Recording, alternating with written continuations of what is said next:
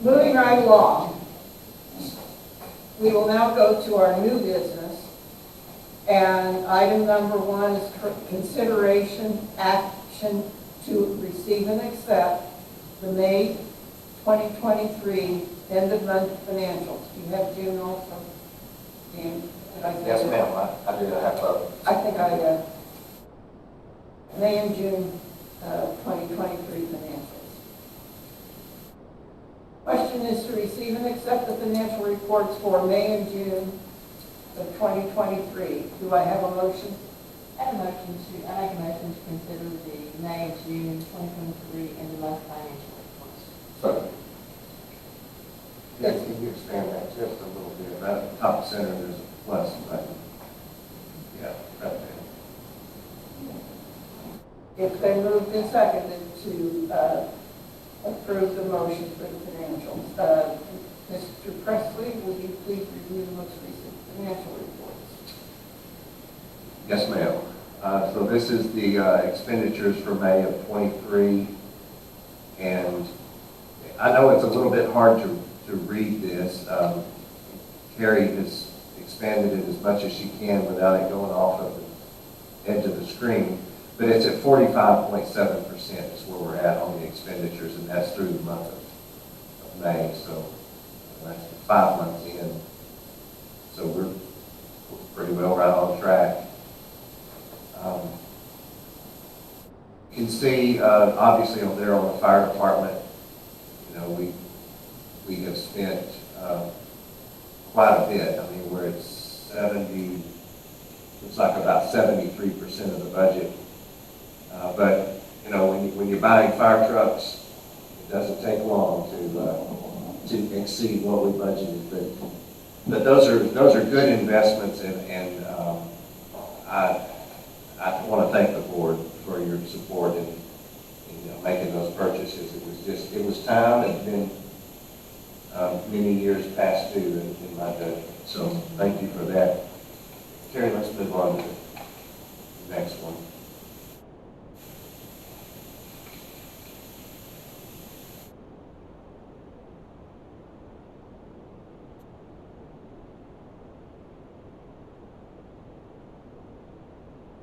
Revenue.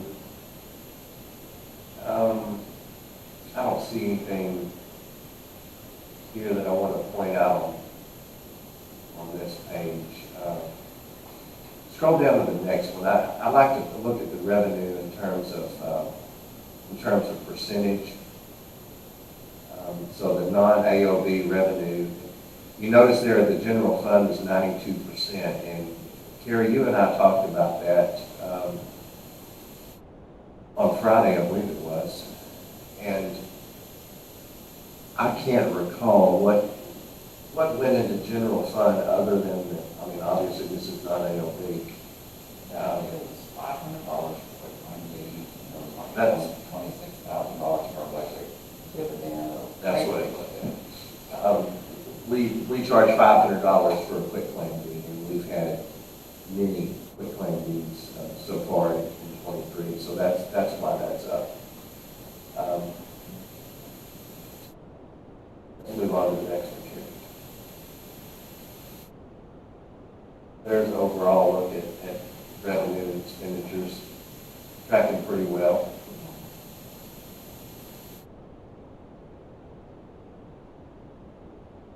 Especially when you consider that those fire department purchases. I'm pretty happy with where we're at. So there's the AOB revenue coming in. The year-to-date collections is the yellow line. So 819,000. Of course, as we always point out, you know, it's not due until October. And so That's about half of it. that's about half of it. And I think we'll see the red and the yellow lines converge by October, November. Take care.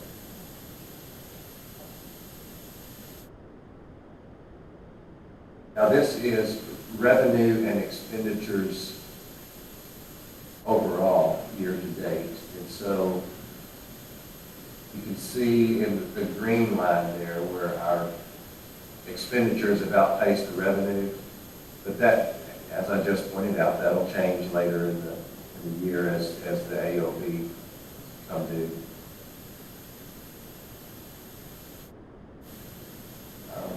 Our reserve percentage has really not changed in the last few months. It's about the same.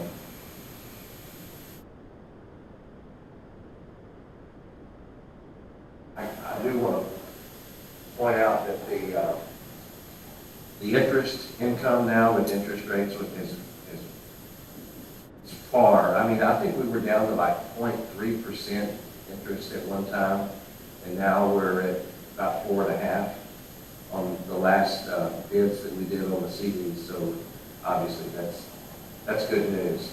So that's our overall money market balance. As I mentioned, that money market account is kind of our, what you would refer to in municipal government as a general fund. That's where all revenues go. And in that money market account, just as a reminder, all reserve funds or equipment reserves, the debt service on the wastewater treatment plant, all of those are in that money market account. However, they are earmarked as reserve. So that's one reason that balance stays as high as it is. Okay, Carrie. Last slide there. And then there's our overall cash flow. The blue line at the bottom is the monthly net change in cash. And you can see that one's, and I can't tell if that's 85,000. I think it's the minus 98,000. And that's where you're seeing the fire truck purchases. So any questions on May? Looks to me, what I see is pretty consistent, and we're right on track with where we ought to be for the year. We take a look at June now, Karen.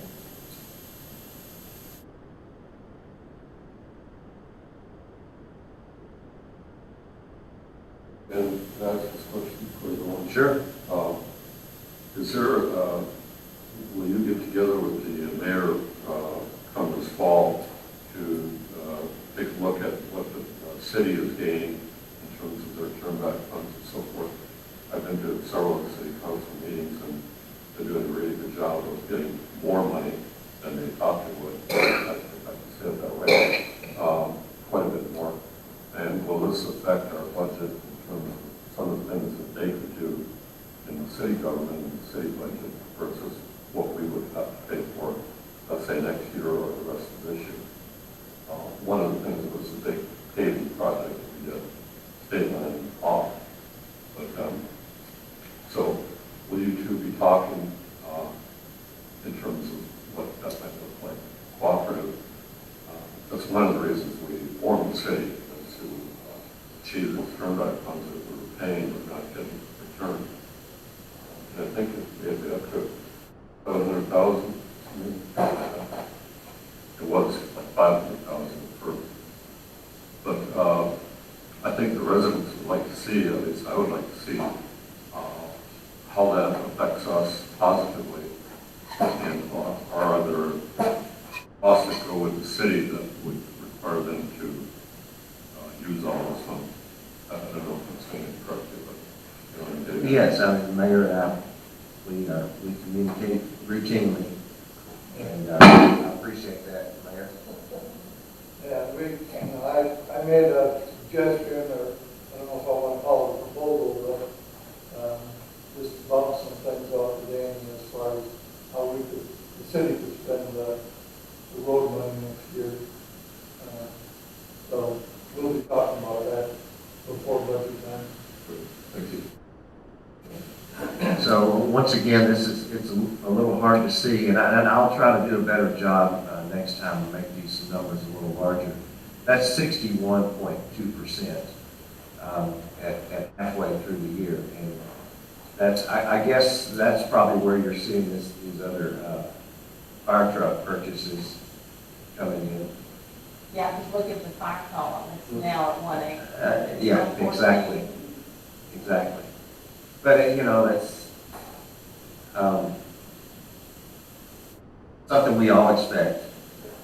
And it was done knowingly, we've got to make this investment, it's time to backflow it, as they say. And so that, I don't think that number surprises anyone in here. Okay, Karen.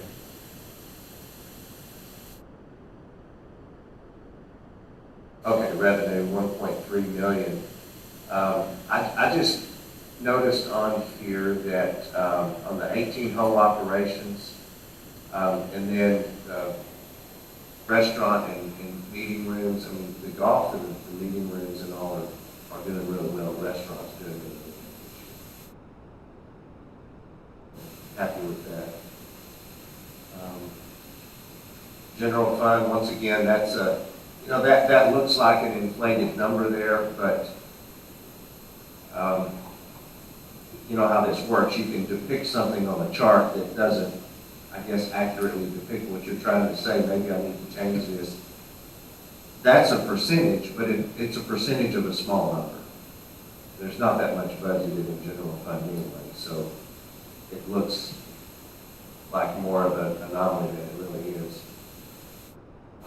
But it is good to see that halfway through the year, all operations in the restaurant are at 75 and 80% of projected Exactly. revenue.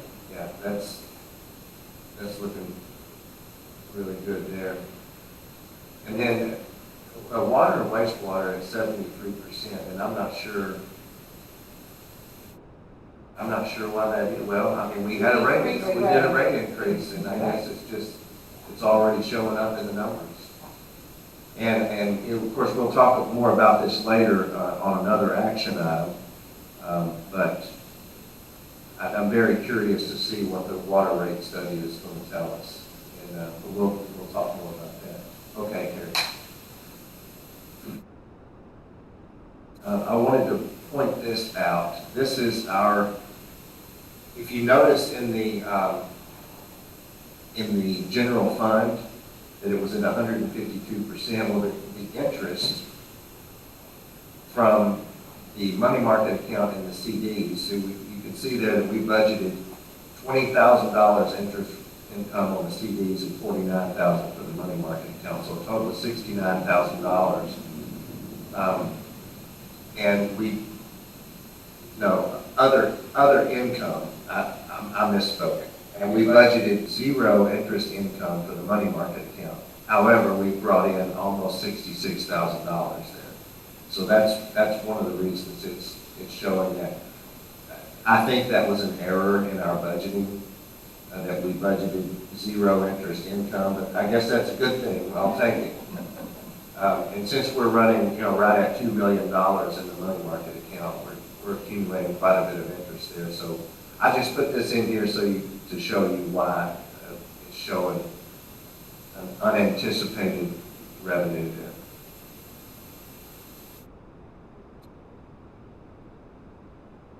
Well, there's once again,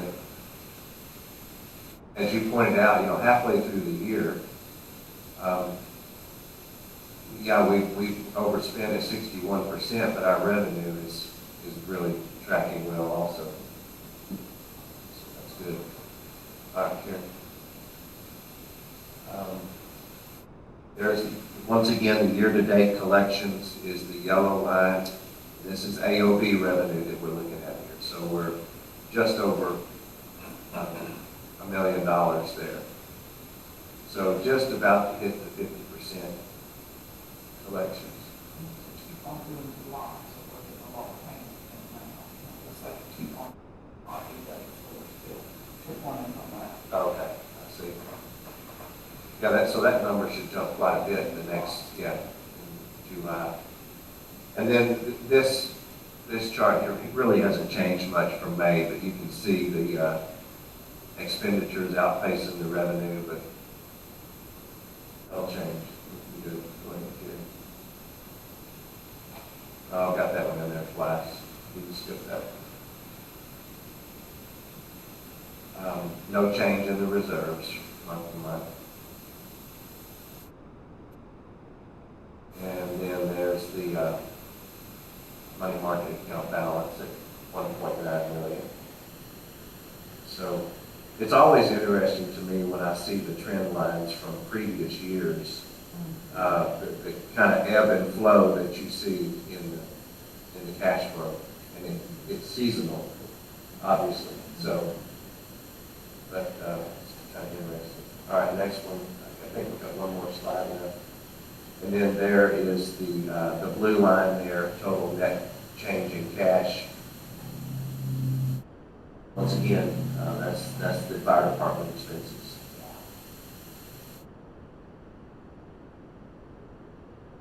And we've spent a modest amount on the TRVs.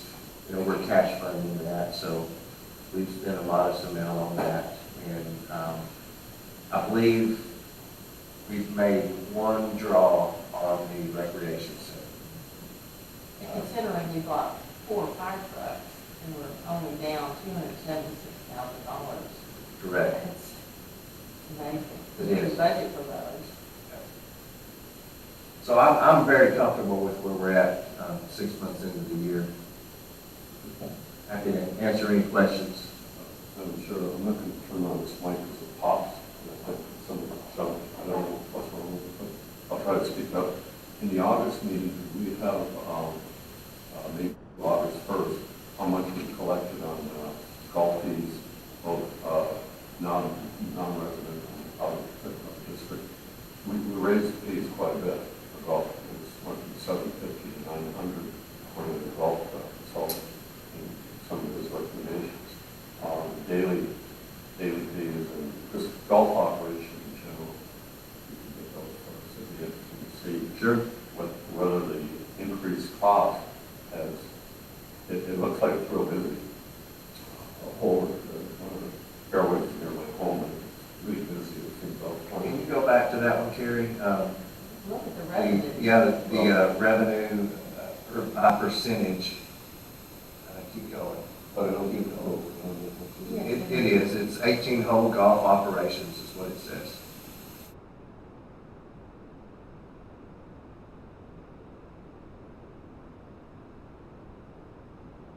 I think maybe what Ken is looking for is more of A year over year. well, no, not Year a to chart date. or anything, more of a conversation by Lauren. Did this affect, the 20% increase that we pushed out? How did it affect the number of rounds played and the number of Gotcha. resident season passes, that kind of thing? And I'm Also, the happy to- restaurant, I mean, they took a pretty, we told them to I guess, better meet that 333 criteria, cover a third of the price of the food for the overheads, a third for the actual cost of food, and a third for profit.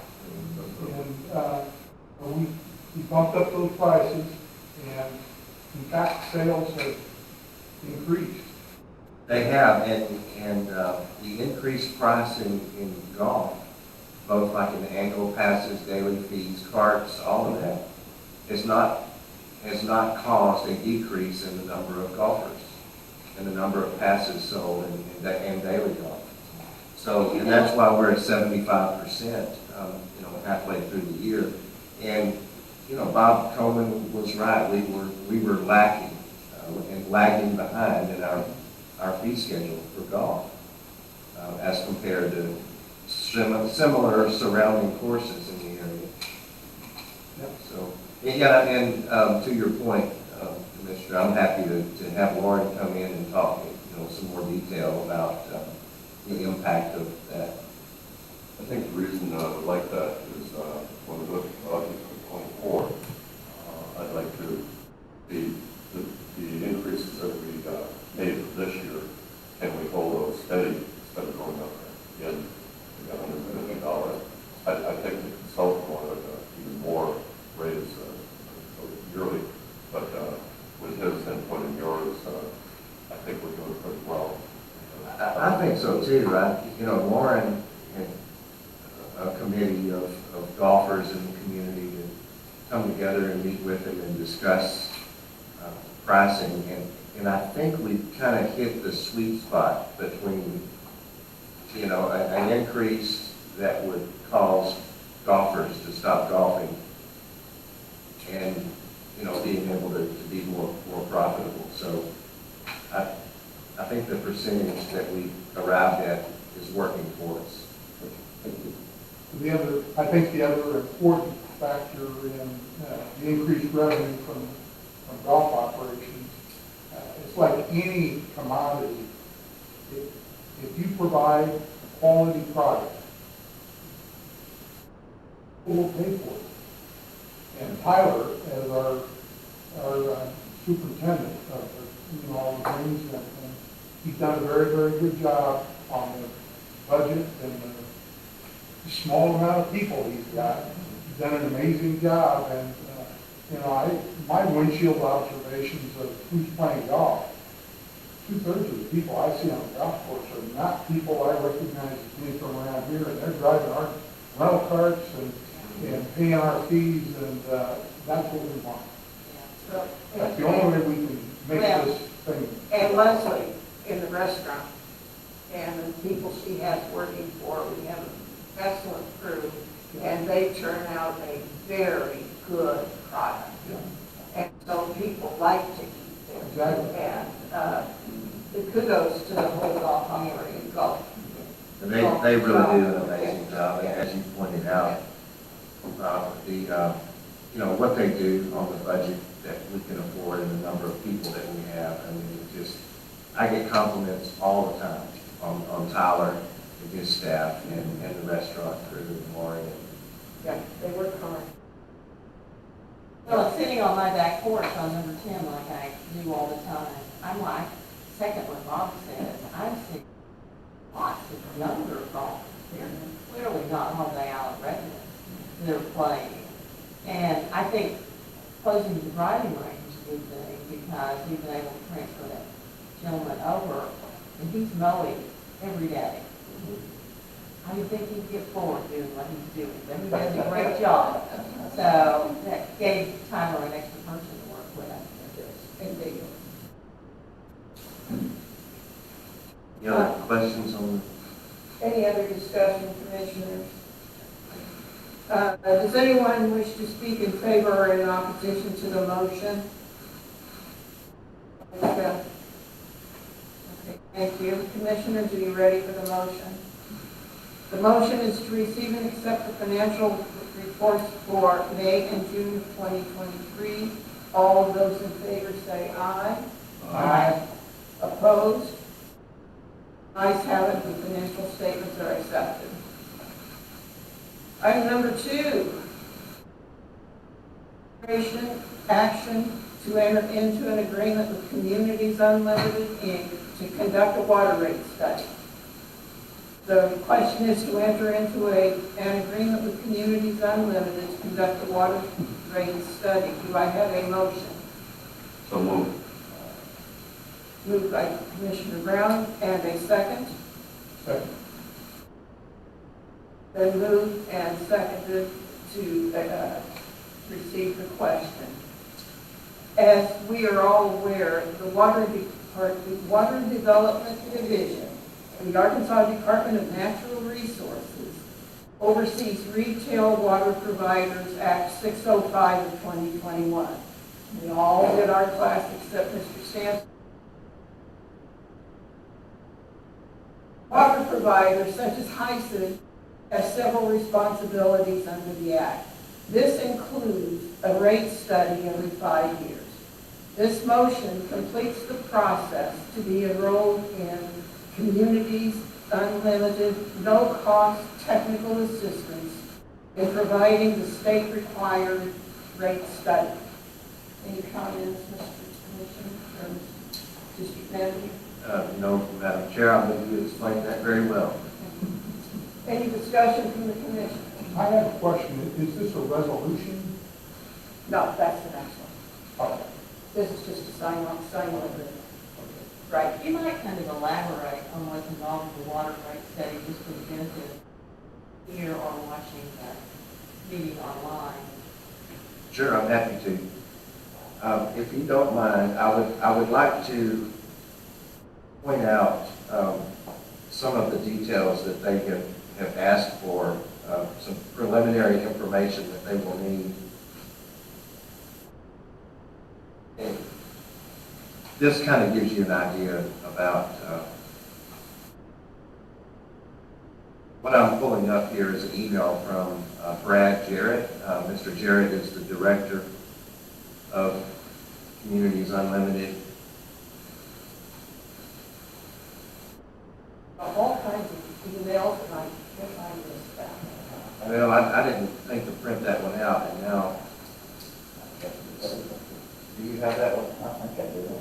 For some reason, this will not open the file. But, Well, this is really predicated on the Arkansas legislature's desire for water districts Turn on your to microphone. recover all of their costs that is correct. And then, via their pricing. Right. And so Correct. they're comparing how much it truly costs to run the whole water district versus the amount of income that you're coming in. And I have to assume that the failing water districts, and so that's why they put this in legislation form. I believe that's That exactly is right. exactly correct, and it's one of the requirements is that our revenue to debt service is 105%, should we need to borrow money. And the whole design of the program was to not have distressed water departments. And from the thing that I did just not long ago, there are no distressed water departments in the state of Arkansas now. And that's because we worked hard to get together the necessary information, the necessary to comply. Is this what you're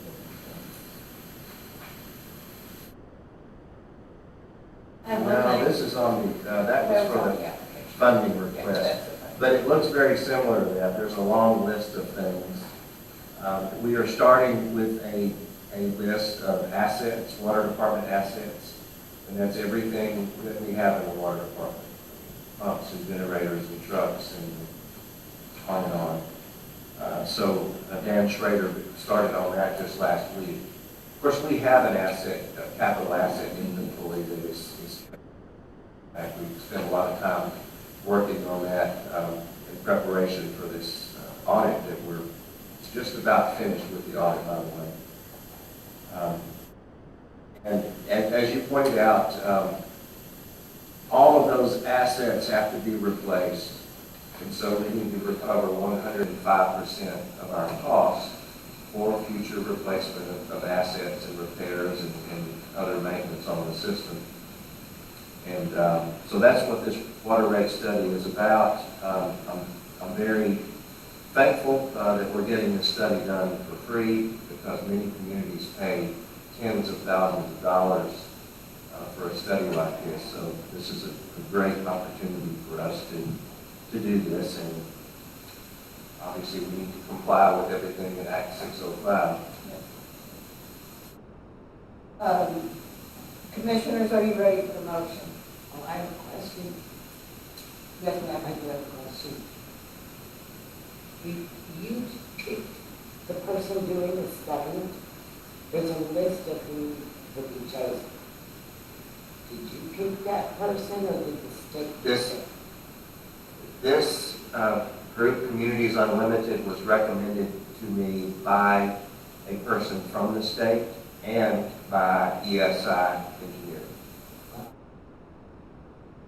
Hearing is also on the list of who will be chosen. Correct. But they're not a free provider. Yes. That's the two.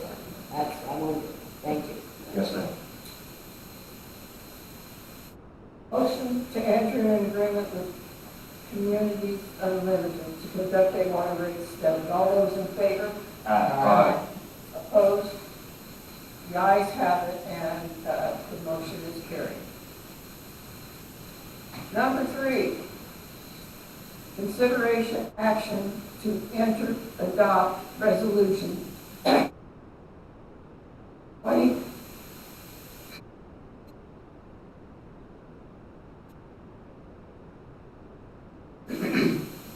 Resolution 2023 R1, designating and authorizing the district manager to execute certain documents in connection with funding administered by the Arkansas Natural Resources Commission.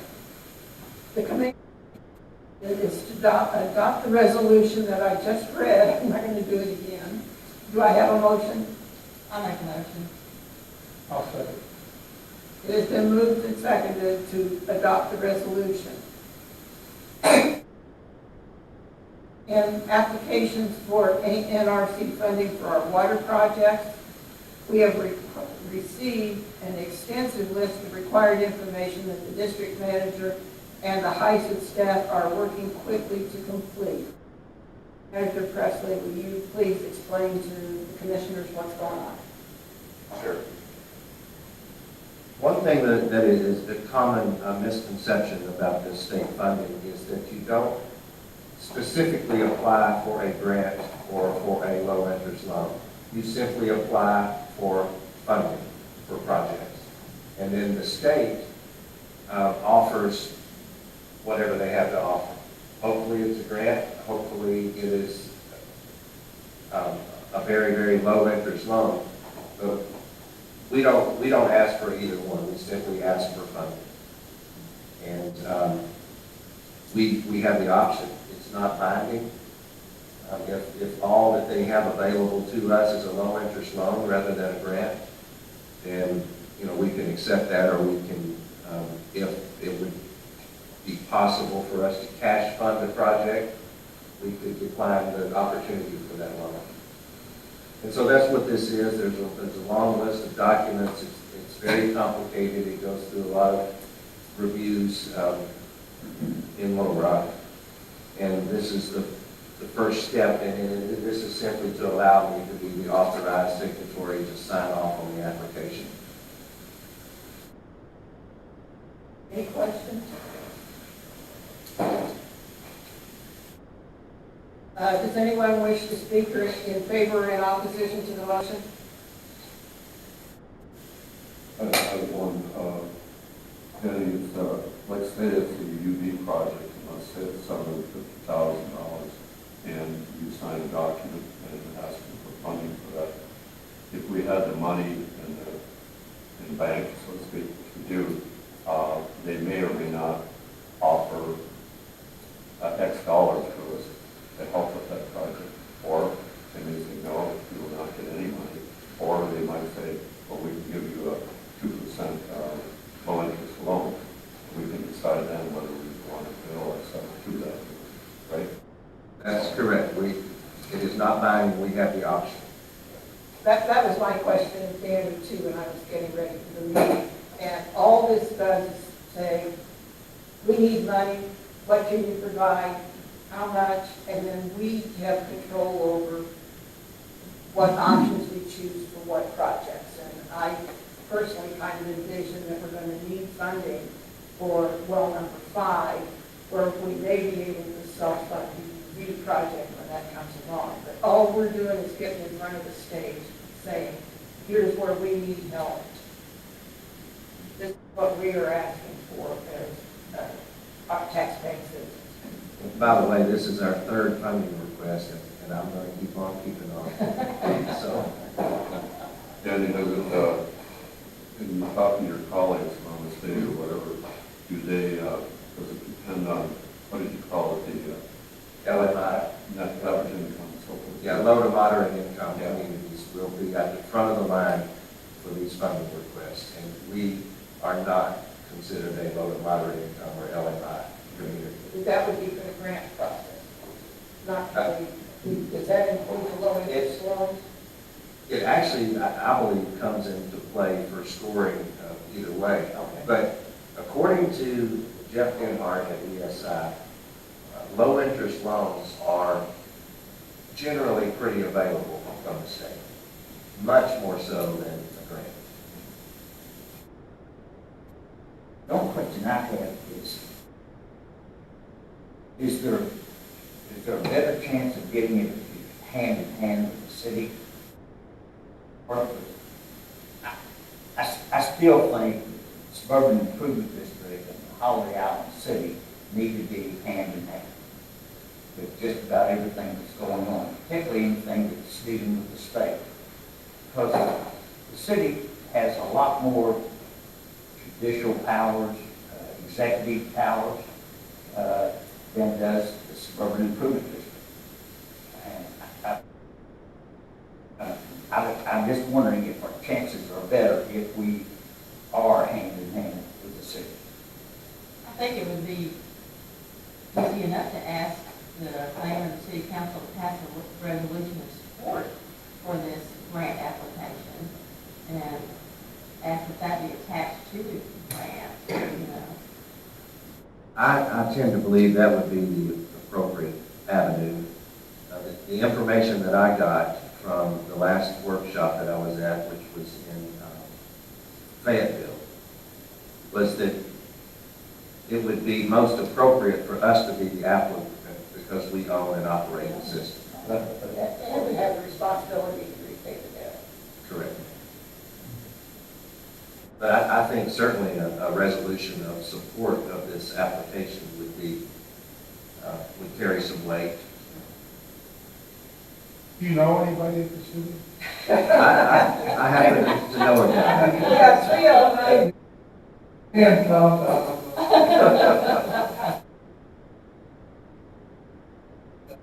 that Ellen and I think all the time.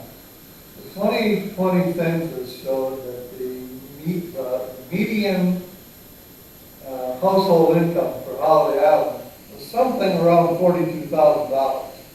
I cannot believe that that puts us in the wealthy class as far as cities are concerned. I would challenge that. When somebody gives you that statistic, I would want, I would want to see that on paper, where we rank in the state. Well, that, and I certainly don't disagree with you, Mayor, but that information is a part of the application. Yeah. That we have to report, our official mean income. There are a lot around doing a whole lot for it than we are.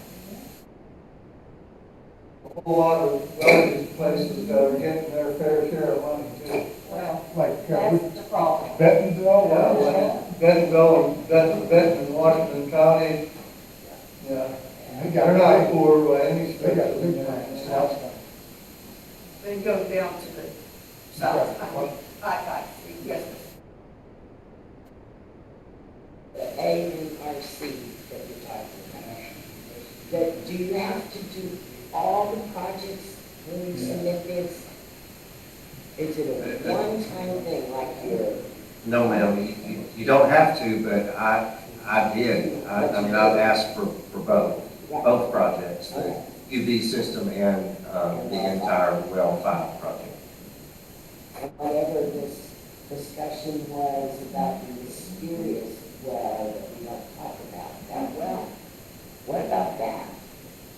Well, I mean, I just threw it out, no, that's it. I mean, not the priority.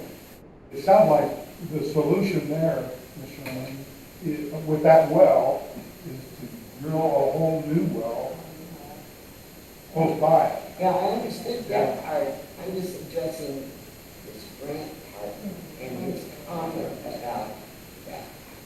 We're not talking about well two.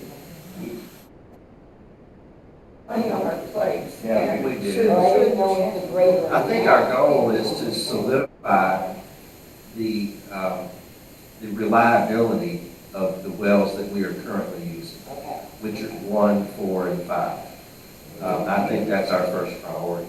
Well, you know my priority is well five, so. Have at it. We're working on it. Commissioners, are you ready for the motion? The motion is to adopt the resolution 2023 R1 designating and authorizing the district manager to execute certain documents in connection with funding administered by the ANRC. All those in favor? Aye. Opposed? The ayes have it, and the motion is carried. It's time for commissioner comments. Does anyone have anything that they would like to offer at this time? I would like to see a report. Go ahead and turn your mic on so that Pops, I let it pop. when I take off. Who takes care of all our audio issues, okay? Just when I turn off this mic, it's going to pop, but anyway, it's something like that. I'd like to see at the next meeting, which we can schedule this moment, a report on the Sports Plaza, aka the Rec Center, how we're doing it that time.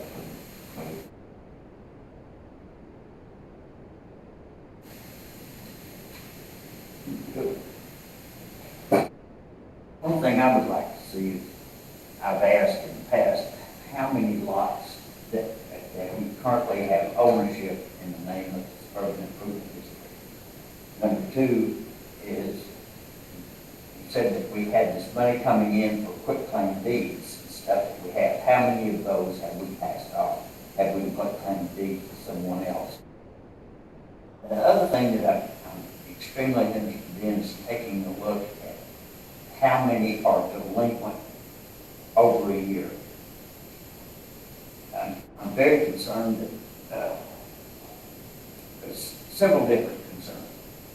Number one is I would like to see, I know our income is up simply because of the fees that we imposed this last year, this last budget on the locals. But I also want to see how many lots are dropping off that you could say maybe because of the fees that we impose.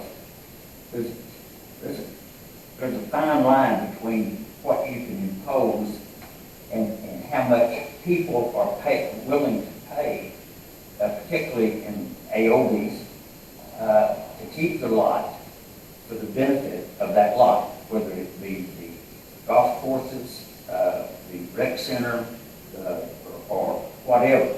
But the amenities are an important part of this community. And the pricing on those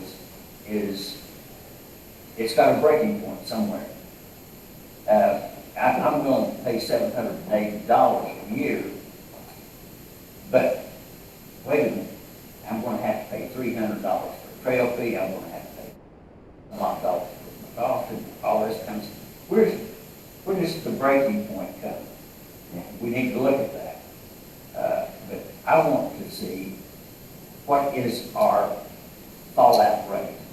How many lots have been turned back? How many lots do we predict are going to be turned back? And take a long, hard look at it and see what we can do to enhance people that it is worthwhile to keep paying the AOB for the benefit that they're giving this community. That's all I have to say. Thank you. Aren't a lot of the lots that are coming back to us from people who have been scammed and sold a bill of goods and never been able to look at their lot and then find out they owe $780? $480 for a new thing. I believe, But, I mean, that's, I don't know what portion it is, but there's, from my experience and the things we have talked about, that seems to be a lot of the delinquencies. most of them, I believe, are commissioner of state land purchases, where people have not necessarily been sold a bill of goods, but they have stumbled themselves into a bad deal, going online, buying a lot unwittingly, not knowing what they were buying. And then, as you mentioned, they realize that there's an AOB attached, and then they. But with this Carriage Creek case several months ago, I think we have broken that cycle. That should stop. And that should stop. We're currently doing, Terry, correct me if I'm wrong, a little over 1,300 foreclosures caveat to that is those are at Commissioner State lands. What we've done is only gonna keep that from increasing. It's not gonna remove those from being there.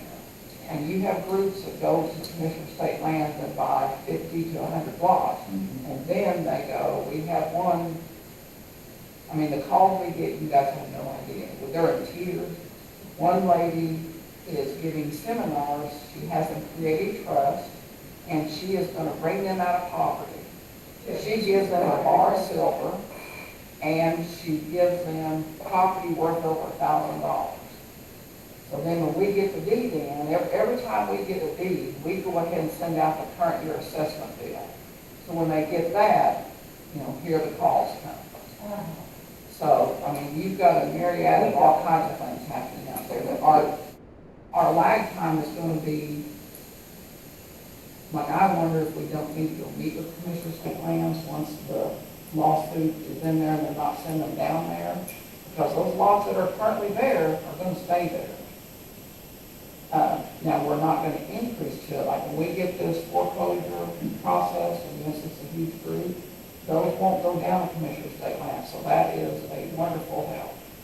But you've got to keep in mind, I don't know the count of how many's there. I'd say there's easily 1,000 there. So you still got that pool that's sitting down there for the guy to call the Commissioner State Lands, hey, if I buy 50 of them, what can I have? Wish we could unring that bell of all of those foreclosures that have already occurred. What if we went, by we, I mean, a representative of ISO, were to go down and meet with the commissioner and make an offer, we'll give you $5 a piece for all those lots in Clearwood. I would like to do that.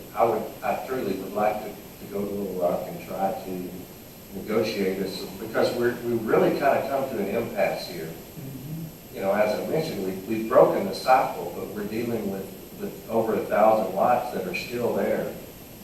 And the residual effects of that are going to be a real detriment to HICID for the next 5 to maybe 10 years. Well, in my mind, we get a black eye community for things that we have no control over. I took a call from a lady several months ago. She lives in Maryland, and she had bought 2 lots for $90 a piece on the internet, on eBay. The scammer had gotten from the Commissioner of Land and listed them on eBay, and she bought 2 of them. She had no idea where Holiday Island was. She knew we were in Arkansas. And, no idea about taxes, AOBs, nothing. And, it's sad, because this woman had taken a lot of her, $180 of her, the money she depended upon for her livelihood, and spent it on something that isn't going to generate anything for her. And I just think it's not good for Holiday Island to have those lots at the Commissioner of Land, and a chance for somebody to unwillingly be drawn into a situation that's less than desirable. If we own them and they're in our inventory, and somebody wants to work through a realtor and purchase a lot, that's something completely different. And from the Commissioner of State Land's perspective, if we went down and just made a blanket cash offer for everything that they've done at this point, it saves them all the administrative cost of auctioning off those properties, and it would finally stop this churn of lots. I would be more than willing to bite the bullet on if there's 1,000 lots at the Commissioner of State Land. Seeing what they would be. Well, that's $10,000 at $100 a lot. Yes. And Yeah. To think of the future benefits to HICID for making a deal like that, that makes perfect sense. why don't you pursue that? I was gonna say, I think really, that's nice for you to I grew inquire up with about dog. Honestly. Start Because low. we could start there, right? Because the Commissioner of State Land dealt with him in the early days, and that was Charlie Daniels, and he was easy to deal with. He was quite for me. He was very agreeable and very concerned about lots being turned back to him. And they don't want them. They don't want them there. They've got enough from Bella Vista. They got enough from Fairfield Bay. They got enough from Diamond Head. They got enough from Hot Springs Village.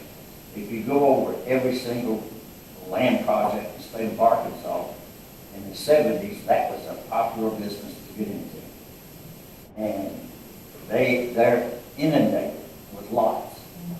And so they're willing to clear out their inventory. They would love to do that. And Larry, won't this Creekside settlement affect those other communities as well, the lots? It will. I'm not sure. I would think, yes, it would, because I'm not sure if the law for property owners association or suburban improvement districts or whatever, there's a lot more property owners associations than there are districts in the state. And I'm not, that's a legality. And I don't think that If you practice law without a license, you're better hunting with a switch. I don't think that Carriage Creek case applies to POAs. Because with a municipality or a county, or a suburban improvement district, under Title 14 local government, but a POA is not a local government. It's not a qualified municipality. Correct. So that's a good distinction that you make. And the thing of it is, these lots are at the Commission of State Lands because they haven't been paying their assessments or their taxes. So it's not money we've been getting anyway. All of the property back. And I realize I misspoke on the numbers. I said $100 for 1,000 lots. Obviously, that's $100,000. But as you said, we don't have to start there. We could offer them $1 or $5 a lot, or, If they've been there long enough, had it been Charlie Daniels, if it would be, and unfortunately, he passed away this past week, he would have been very impressed. I think it's worth a try. Yeah.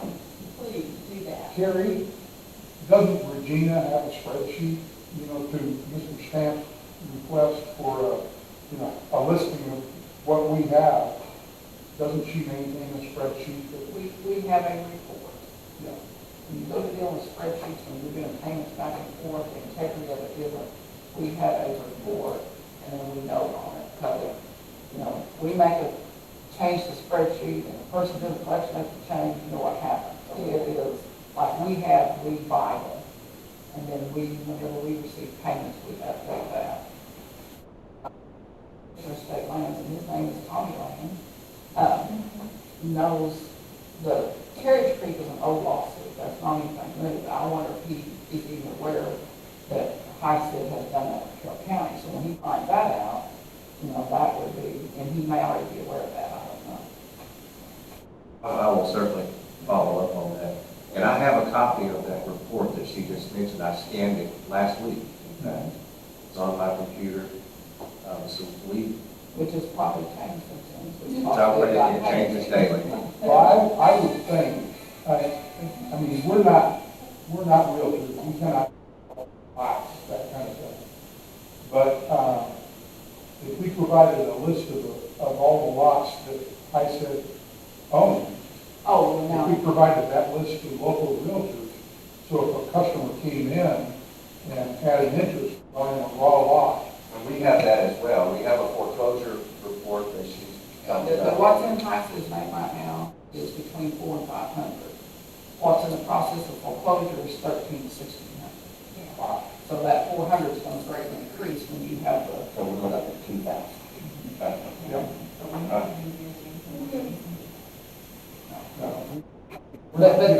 those numbers on your budget, see, that's what people have a hard time understanding, on the budget, we have, if it's in someone's name, we have to put that as our projected income.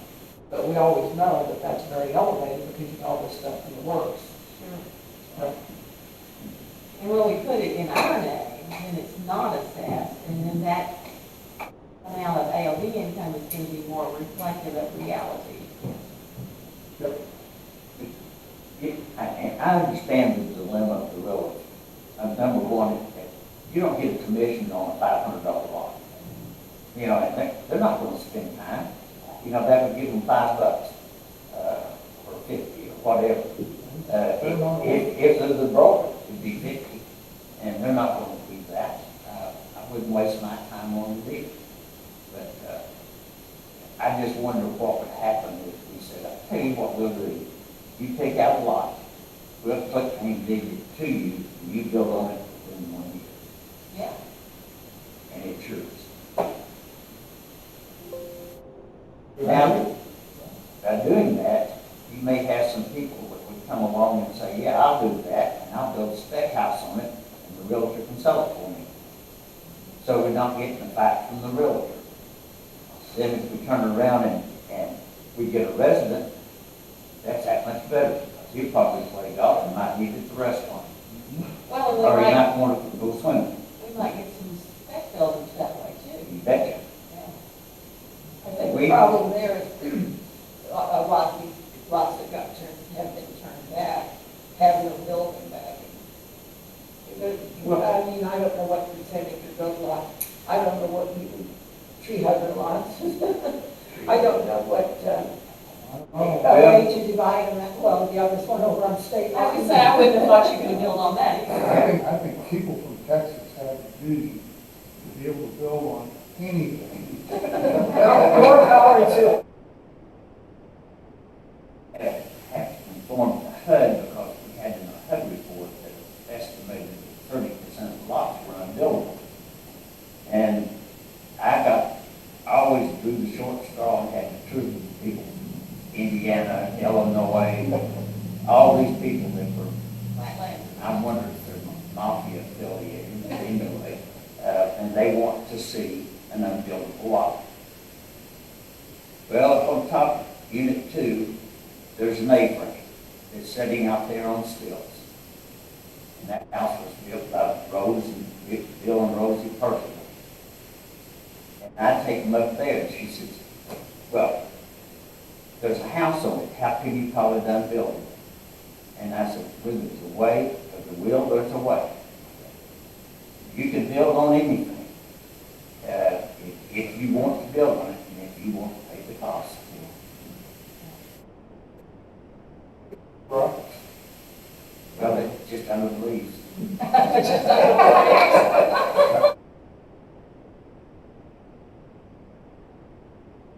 I think we can either march in the orders. Yes, ma'am. Any other comments from the commissioners before we close?